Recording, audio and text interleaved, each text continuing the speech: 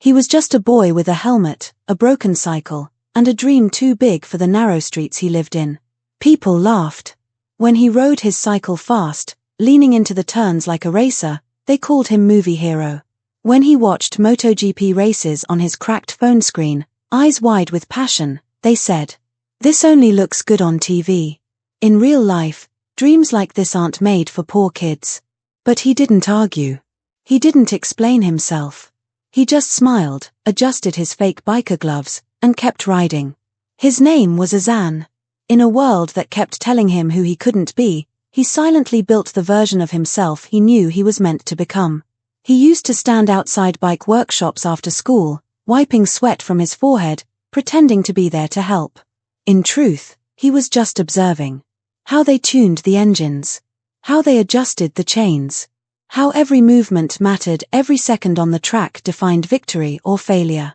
He wasn't born in a family that could afford bikes, let alone racing ones. His father wanted him to get a job at a mechanic shop. His friends laughed when he posted bike quotes online. Even his teachers asked, "What will you even do by becoming a rider?" But no one could hear the roar of the engine in his heart. Azaan was built different. At night, when the streets were empty and the world was asleep, he would sneak out with his cousin's 70 cubic centimeters bike and practice. Every turn he took under the streetlights felt like a lap on a racetrack. Every bruise on his elbow was a badge of honor. He fell. He crashed.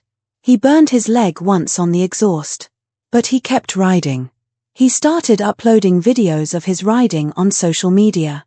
No expensive camera, no gear, just raw passion, street skills, and a fire in his eyes. At first, there were no likes. Just laughing emojis. But he didn't stop. He wasn't chasing claps, he was chasing legacy.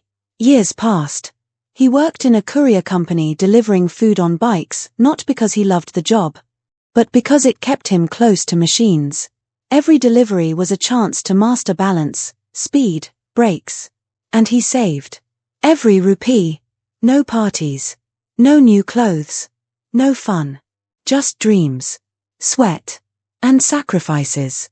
One day, a local bike club announced an amateur street race. Entry fee was high. He used all his savings and borrowed the rest. Everyone there had better bikes, better gear. But he had better hunger. When the race started, he wasn't just riding, he was flying. Like his soul was made of asphalt and adrenaline. He didn't win. He came second. But that was enough to catch the eye of a MotoGP junior scout who happened to be in town, visiting a cousin. "You ride like your bike is part of your blood," the man said. Azaan didn't understand all his English. But he understood the opportunity. Training. Sponsors. Racing school. For the first time, his name was printed not in mockery, but in magazines. His friends who once laughed now proudly claimed to have known him. But Azaan never let it change him. Because deep down, he was still that boy on the cracked road, leaning into invisible corners, racing his own fate. Today, millions watch him race on international tracks. They cheer. They chant his name.